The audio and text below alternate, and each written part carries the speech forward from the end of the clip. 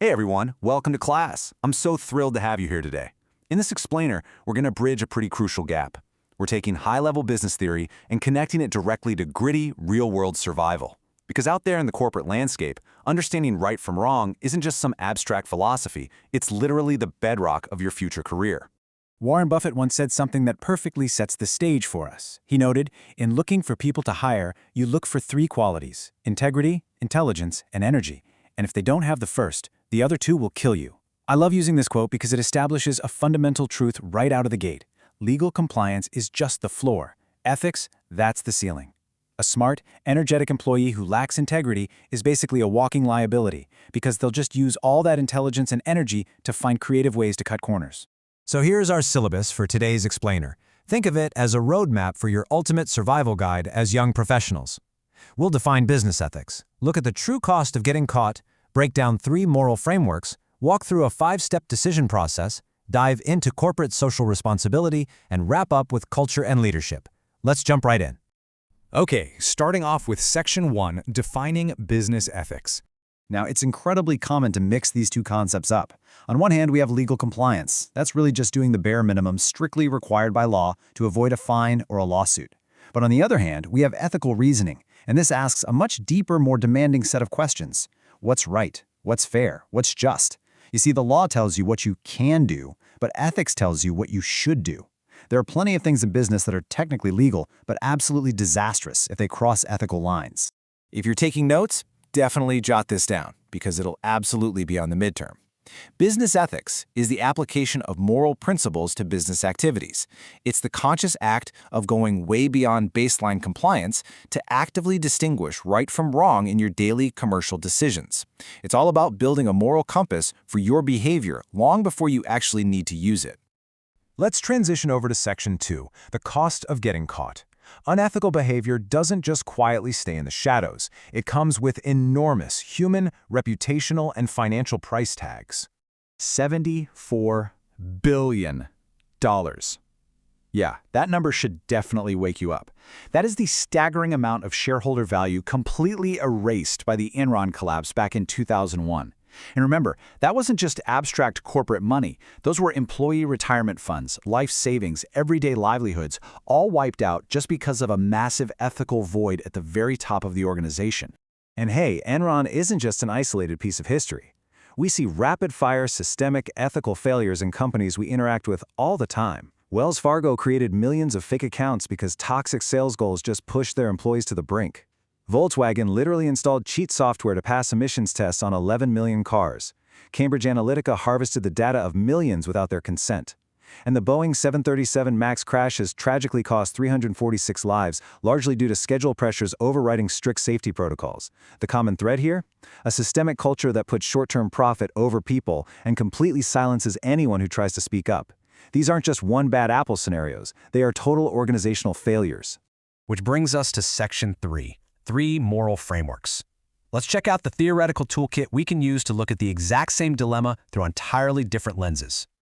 Let's take these dense academic terms and ground them in sharp reality. First up is utilitarianism, which focuses entirely on outcomes, basically maximizing the greatest good for the greatest number of people.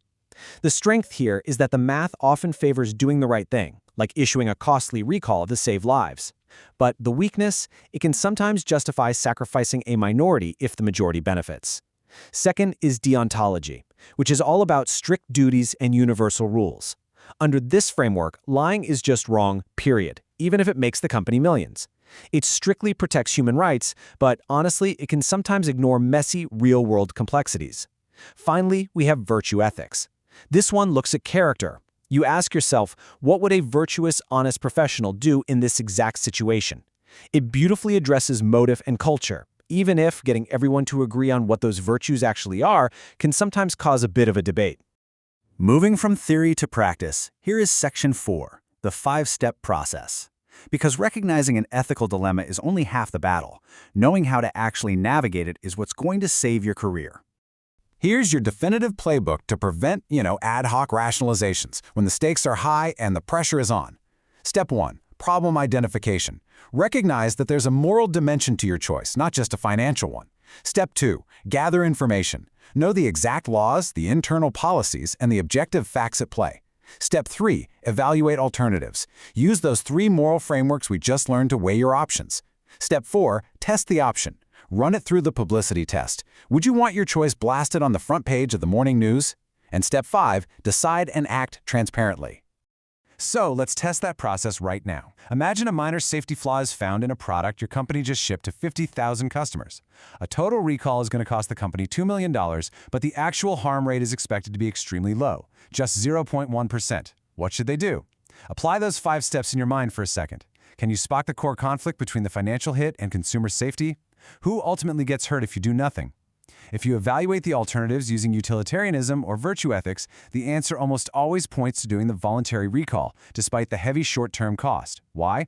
Because the long-term trust of your customer base is infinitely more valuable than saving a quick $2 million today.